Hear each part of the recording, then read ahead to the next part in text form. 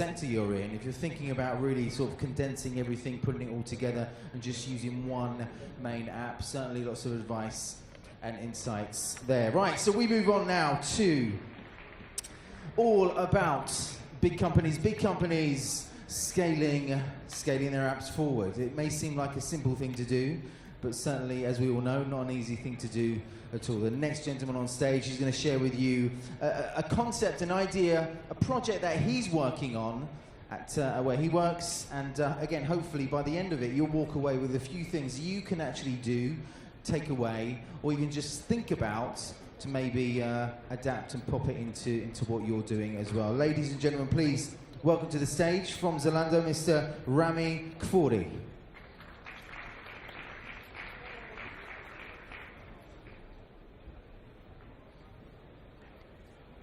Hi everyone. Thank you all for being here. Not working? Working. Okay, I just have to put it closer. Good. So my name is Rami. I'm an engineering lead at Zalando. We're in Berlin. I have a background in iOS. I see some familiar faces. And I'm going to talk to you about app development and how we are tackling app development at Zalando at scale. So a quick disclaimer, the project I'm working on is called AppCraft. And if you were passing through the booth outside, there's another AppCraft company. We are not related. This is a tool we're building ourselves internally, and they're doing just another amazing project, so go talk to them. Okay, so let's start. I have a really small outline. I'm going to start with why. What is the problems we are looking at? The what is the project? And how we actually went about and implemented it. Okay, so what is the problem we are trying to solve? Probably all of you are asking yourself this question. And the problem is that this microphone is good. It's organization speed. Zalando is a big organization. There's hundreds of teams. The mobile team is only like 50 people between engineers, product designers, and so on. And the rest of the company is by the hundreds. And so I'm going to outline 3 problems we have, and one by one. So first of all, if you're familiar with, you're here at a mobile conference, right? So we talk about app lifecycle. There's 3 phases, right? You develop your app, you're happy with it, you push it to the store, and you think, great, all my users got it. But that's actually not quite the story, right? Google and Apple, they take their review days. Apple mostly longer. Now it's down to 1 or 2 days, but used to be like several days. And then, yes, it's ready for sale, but then the app actually needs to be propagated to all their servers. You have the users who have like automatic updates. That's great. But you also have the users who like to read release notes, and they want to update at their own pace. And you also have users who don't update quite fast, and our numbers show that it usually takes around 2 weeks to actually reach like only 80% adoption rate.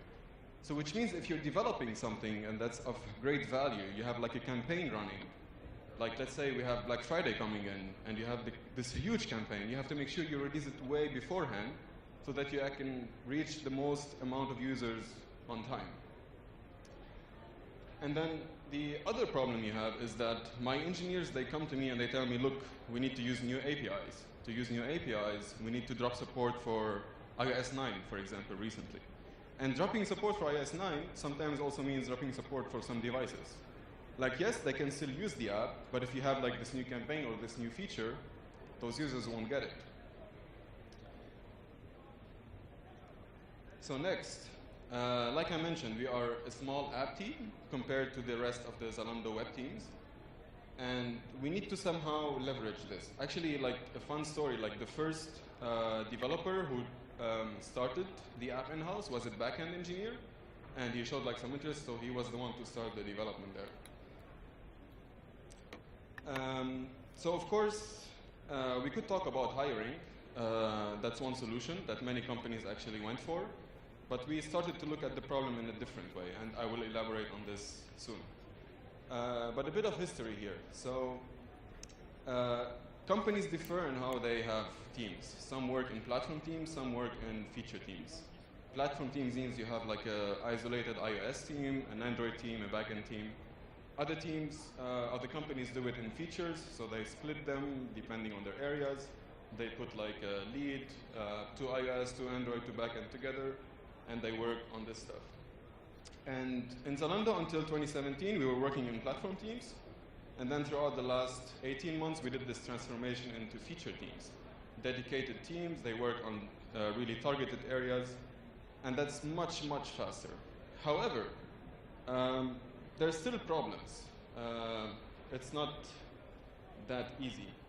You think that scaling, I mean, we thought that doing feature teams will help us scale faster, but soon we realized that issues start to pop up. Like, if you heard about the popcorn theory, small issues start to pop up one at a time. And one of the issues is, for example, architecture. Uber, for example, they released their RIBS architecture, which was their way of combining architectures across all their hundreds of engineers they have. Feature teams also have dependencies, not only to backend teams outside their own areas, but also between themselves. And this requires constant alignments between teams. And then, the more features you do and the more you move faster, the more your project grows. It grows like someone on a fast food diet. And then you have to create those new people who are going to look at build performance, and they're going to look at modularization and how to separate your project into modules. And that's all good, and we partially solved all of those problems. But we want to solve them even more. So we started looking at how can we enable the hundreds of our Zalando colleagues, that's how we call them, to actually contribute to the app without requiring them to have any kind of app engineering skill set. And that's quite a challenge. And what we realized is it actually all starts with consistency. There's a prerequisite for contribution, and it's consistency. And it's consistency across a design language. By design language, we speak from like typography, like fonts, styles, colors, themes, all those things. Atoms, like buttons, text, so on. And I will elaborate a bit more soon. But first, you also need to have a consistent way of doing API.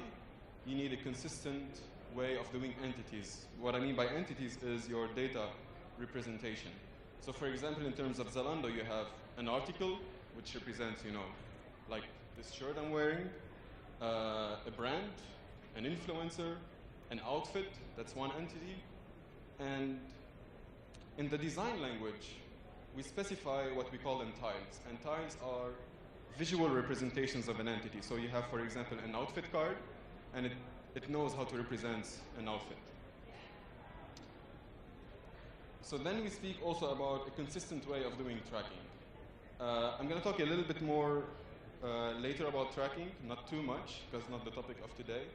But if you're like me and you have a team and you tell them to do some ticket or fix something about tracking, then you know the hell I'm talking about. And then there's also A/B testing. How can we have a consistent way of doing A/B testing? When you have hundreds of A/B tests running every day, how do you manage all this? Good. So, last point on this, we want to reduce the entry for people to actually contribute to app development. As I said, we have a lot of teams and they are dying to contribute to the app. The app share is actually growing and growing, and people want to have stuff in the app, but we don't have enough capacity to do it. So I'll keep you thinking, I'll keep your subconscious mind now thinking about this, maybe a potential solution. But first I want to give you a brief history of the Zalando app. So I started as an iOS developer back at home from Lebanon. And I worked for 2 years at this agency, and I did a lot of different kinds of projects, jumping from different projects, different industries. I worked with a lot of frameworks, with a lot of libraries, a lot of cool projects. but I never liked once to do any kind of web views in my app. And funny enough, I joined this huge startup, like they told me, in Berlin. It was January 2014, and then suddenly I realized, Jesus, it's all web views. There was like maybe 2 screens in the app that were like native, and the rest was web views. To be fair, the app was outsourced. It was done really fast to put it on the market, and then they created the team in-house, and then they were ready to actually do some real development. So first matter of the day was obviously removing the web views, and we started tackling them one by one. And so like most of the development we do actually across all kinds of companies is we usually have like a layout in the app. You do storyboards, or you do even programmatically, but it's usually static. And then you call an API, you get back your data, you update the UI with this new data, and you move on. And that's quite good, right? It fits usually most of our use cases. And then what happens is you have those campaign people. I talk a lot about campaigns. Zalando is all about campaigns. And this is what usually happens. You have a campaign guy with a huge idea to, I don't know, sell more stuff. They come to your team, they tell you, we need this layout to look like this, or like that, on top of this, below that. And then they ask you, when can we have it? And how do you answer this? You go back to your team, you groom the ticket, you start talking to people, to different developers, you estimate, you go back, you start designing, architecting, implementing. But then again, you fall into this problem. You implement it, you submit it to the store, but then who knows when actually this campaign guy can actually release his campaign, because there's no guarantee of a specific date where he can reach 80% of people or 90% of people. So what we did towards the end of 2015 and until today is we built this new kind of language. We called it truly native apps. It was a direct hit at web views. And we said, okay, we're going to provide you with a list of predefined components, which we evolved over time. They got more complicated. And you could, through a JSON response from the server, get back both a layout configuration and a content configuration. And this way, you can update your app without actually having to do any release, right? So we even had like an issue last year on Black Friday, which, like in a matter of seconds, we updated this JSON response on the server, and we made sure that all people got the new things we wanted like within seconds. And that's really awesome. It makes a lot of people happy. But now what we want to do from 2008 and onwards is, with this current setup, we still have to do a lot of work. If someone wants a new component, they still have to come to us. We have to implement it and make it available for them. But what we want to enable them, without having them actually hire app developers, is to actually do this themselves. And that's quite a challenge. So here I'm showing just small pictures of a lot of brainstorming sessions we had over the last year. You can see our faces.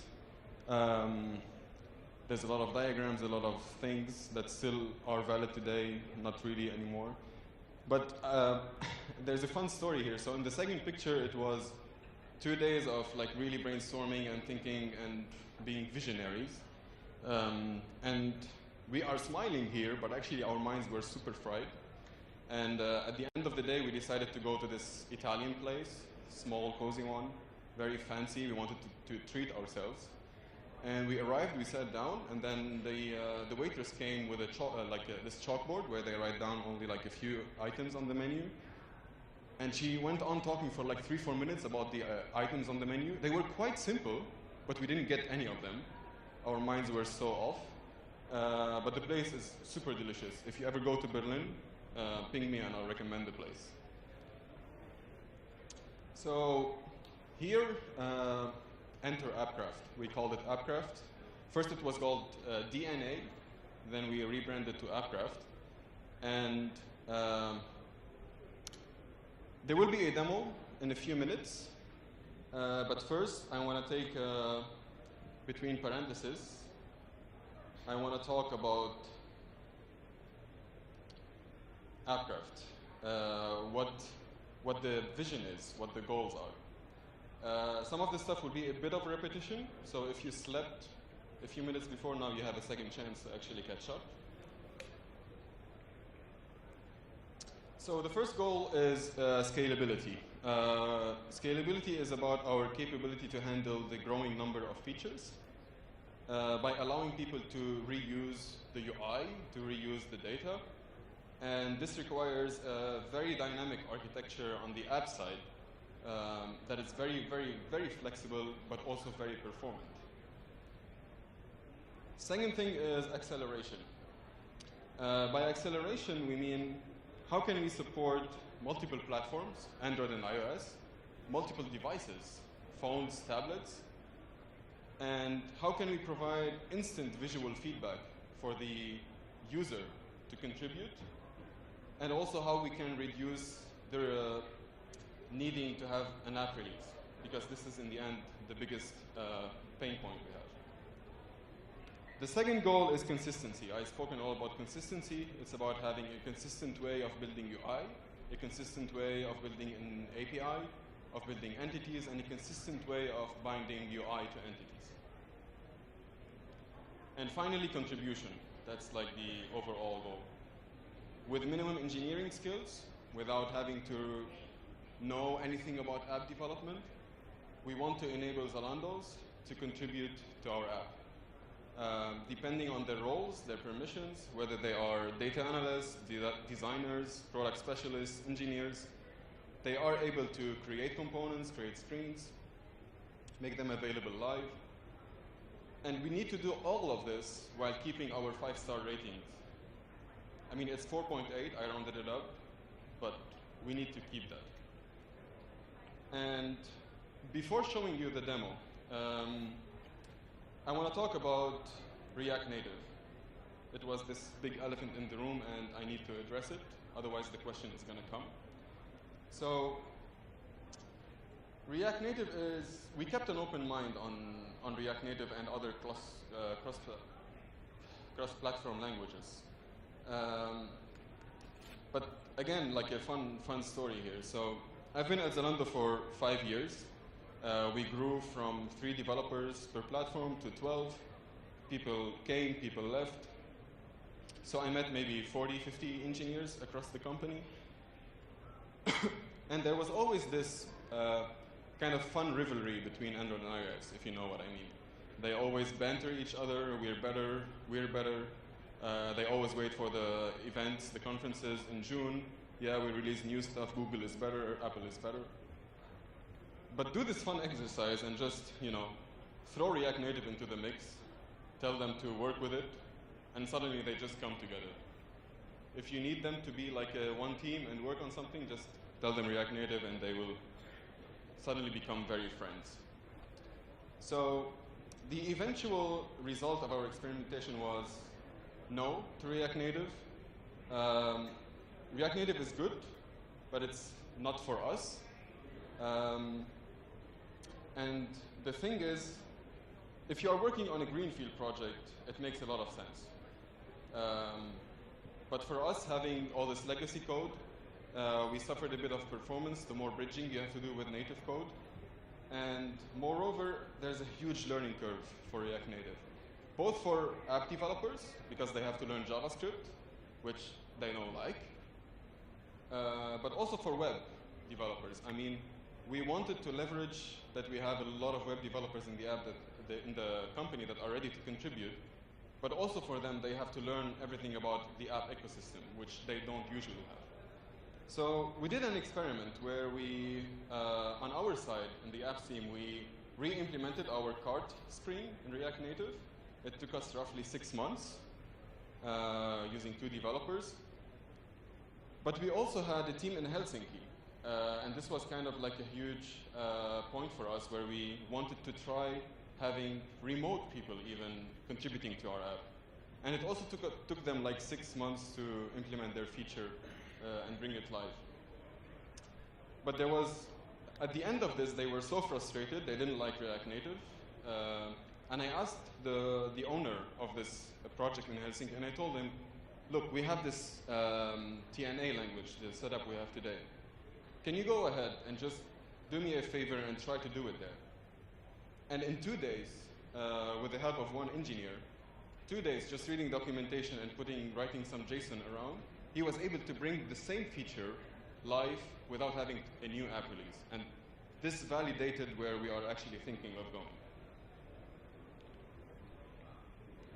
So again, React Native was great. The performance was satisfying, not superb. And also another fun story here. I was supposed to write like this document to the leadership and the exec round. And I was supposed to tell them like, hey, React Native is not going to work. But then fortunately for me, Airbnb released this whole series of why they are ditching React Native. And they made my life so much easy.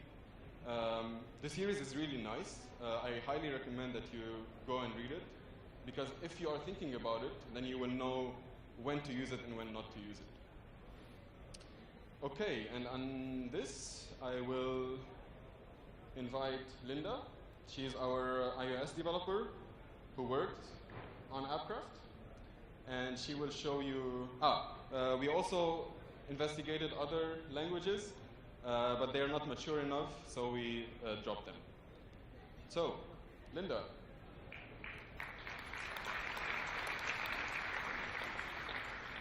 Thank you. Can we press the video to start, please? Okay, so in this demo I will just show you how to create a brand new screen in the Zalando app using Compass, which is the UI tooling we are building at Zalando.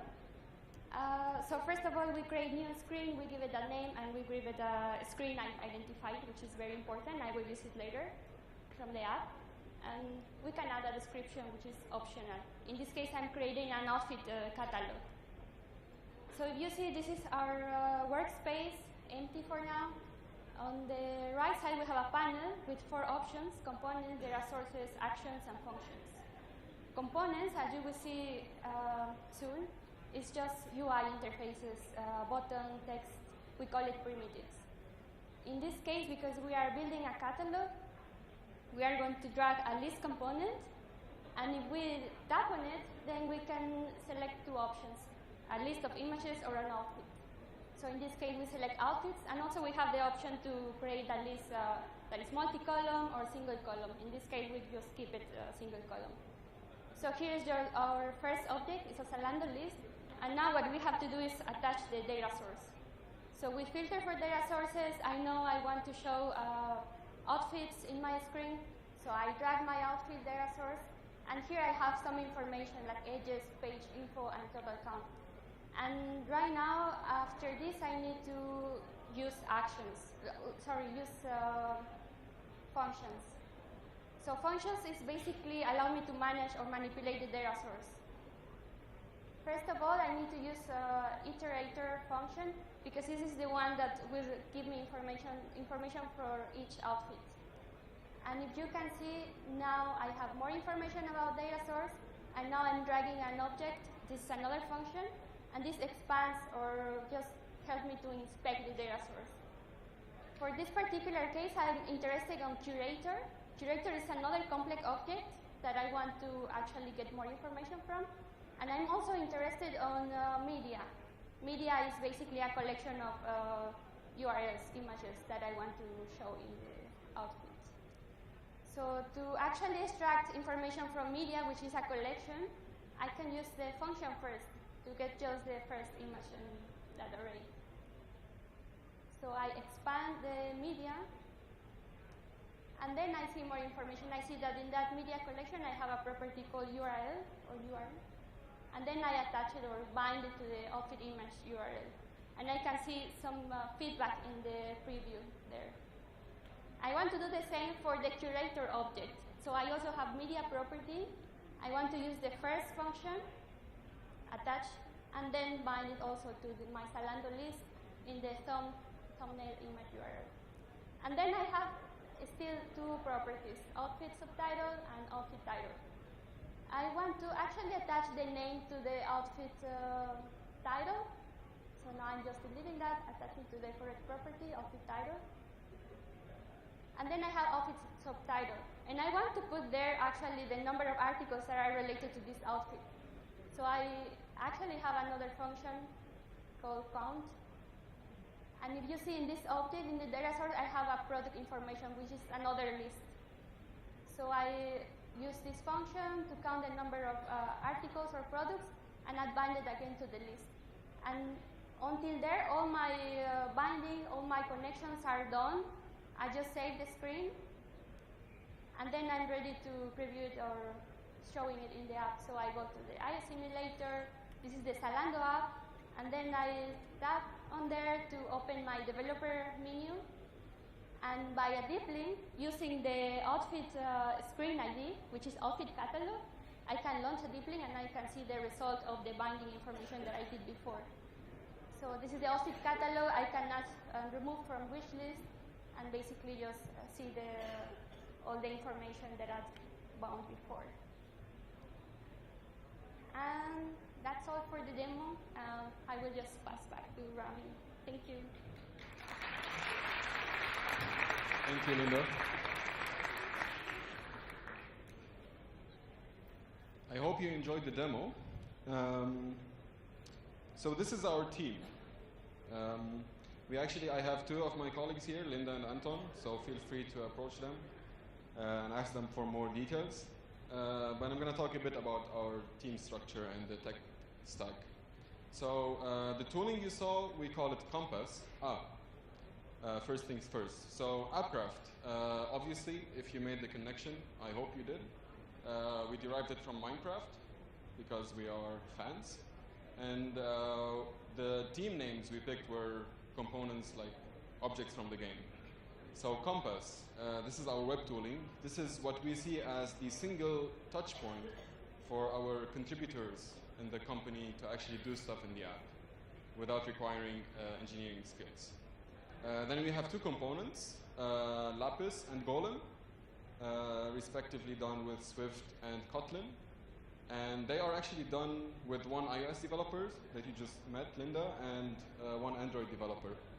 And really, the engine they built is really incredible because what you just saw is that they didn't have to do much.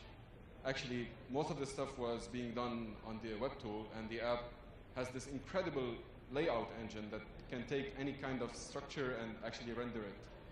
And that's really great. Then we talk about our beetroot. Our engineer also is here. If you want to talk to him, it's written in Clojure. And what beetroot does, it's our kind of god brain. It reads the screen templates or the component templates from the web tool. It reads all those data bindings that Linda was doing. And then it generates out of this one response for the apps to use.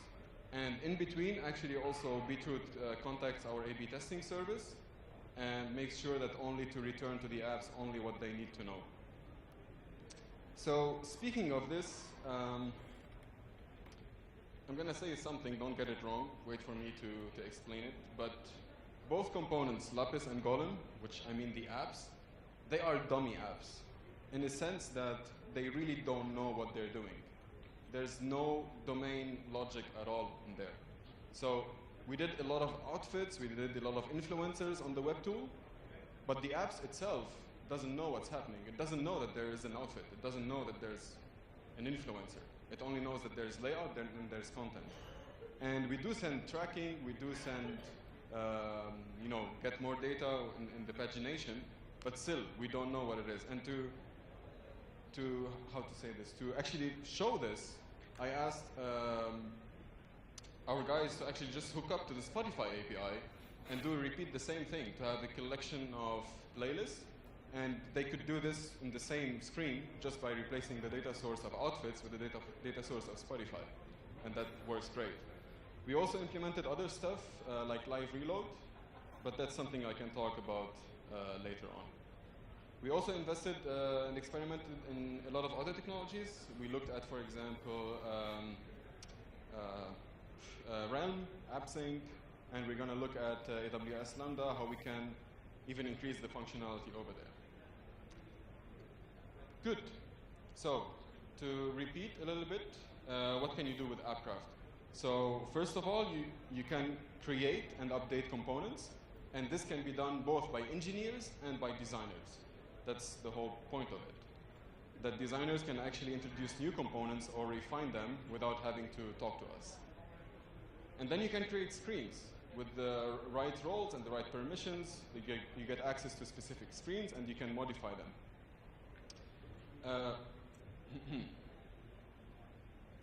Thank you. You can also add actions. Actions are, for example, navigation, animation. You can also add functions, like Linda showed, functions to, for example, retrieve a specific item from a list. Oh, wow. Ah, it's all good here. Okay. Data sources.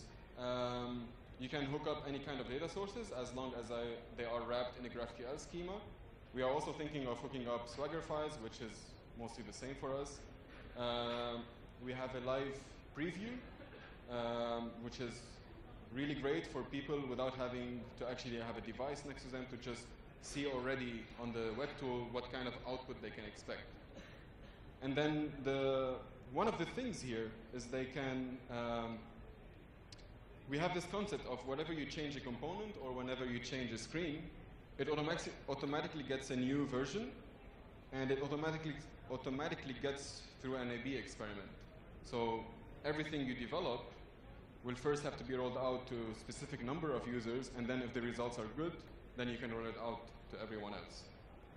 And I want to talk a little bit more here about tracking. So tracking, we are thinking that tracking is component-based. So when you design a component, you design the tracking automatically with this component. And it's also server-based. So we do all of the tracking through one endpoint that we are implementing ourselves. And instead of having to add SDKs to our app, to Facebook, to all the other tracking partners we have, we actually send everything into one endpoint. And this endpoint then enriches them and sends them to our tracking partners without having us to include SDKs into our app. Good.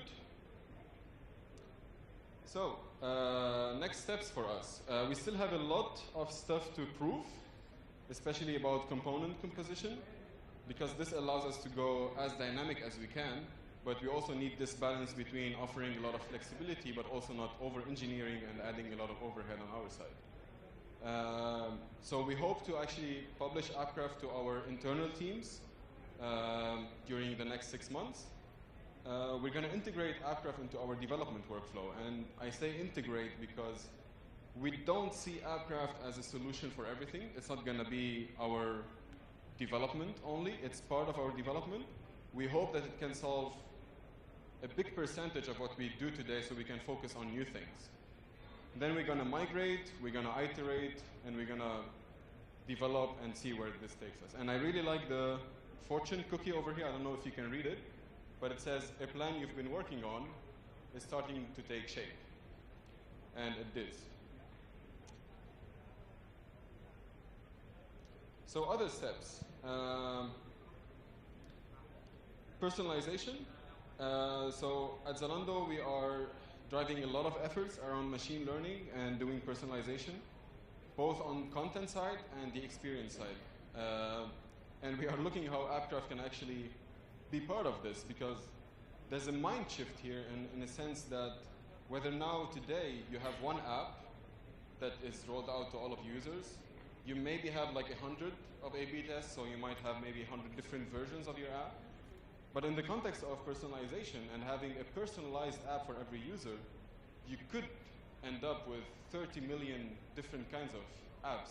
And this makes, first of all, how do you show this on the web tool? And then the bigger challenge is, how do you debug when something wrong happens? So then we want to look at how we can do innovation. Innovation in two ways. Innovation using the things that already exist, how we can allow the Zalandos to put together pieces in a different way to innovate, but also how we can add new components to our AppCraft. So if someone is working on an AR component, they're doing some kind of beauty, makeup, or whatever, the idea now is that when you're doing this, you're automatically integrating this into AppCraft so other people can reuse it. And other topics we're working on, for example, is also offline. Offline is interesting because, and it's a huge challenge, because us as users, we go into the metros, we go somewhere, we're already browsing, and then suddenly our app stops working. I mean, I have the data, I have everything, so why do you stop me from looking? Why do you stop me from checking out? I could still check out offline, and then you take care of syncing it back when you get back the internet. But we don't do this today, and sometimes you lose users because, you know, they were doing something, then they went offline, they said, okay, I'll do it later, they put it into their pocket, and they forget about you. So, that was it for me. Thanks a lot, you were a great audience. I hope you got something out of this, and I'm looking forward to hear your critical opinions on this. So, my cup of coffee is empty, so I'm going to be having coffee, and you can join me and talk to me, or the other guys. Thanks a lot. Ladies and gentlemen, hands together for Rami Kafuri, who's ready and waiting for a coffee together. Okay, right. So there we go. I'll just give you a few seconds now to get your seats, get comfy for the next session that's about to happen here at MobileOne 2018. Remember, lots of things still going on today, this afternoon. We still have our halls, all of our halls, lots of great